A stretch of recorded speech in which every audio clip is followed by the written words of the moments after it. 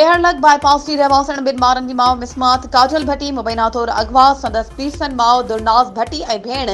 National press club मेहर पहुची एहतजाज कंदे ॿुधायो आहे त मुंहिंजी धीउ नाले काजल ज़ाल वहीद भट्टी ऐं मासूम पुट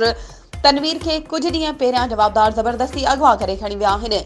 हुननि चयो त काजल अगई शादीशुदा आहे, खेसि ॿ पुट आहिनि, जिन मां हिकु पुटु तनवीर साणस गॾु आहे ऐं हिकु पुटु सोनू हिते असां वटि आहे। हुननि चयो त जवाबदार ख़ालिद कमराणी ऐं ॿिया केस बुखारी होटल मेहर भरिसां कुझु ॾींहं अॻु अगवा करे विया हुआ ऐं संदसि मासूम पुट खे पाण वटि रखी अदालत में वञी ज़बरदस्ती शादी करण जो बयानु ॾियारियो अथनि। हुननि घुर कई आहे त असांजी शादीशुदा औरत खे मासूम पुट समेत बाज़ियाब कराए पोइ खेसि अदालत में पेश कयो वञे ऐं असांजे हवाले करे जवाबदारनि ख़िलाफ़ कार्रवाई कई वञे। वधीक ख़बरूं ऐं अपडेट्स जे लाइ असांजे चैनल खे सब्सक्राइब कयो ऐं हा, बेल आइकन खे प्रेस करणु न विसारिजो त जीअं असांजी हर नई अचण वारी वीडियो तव्हां ताईं पहुची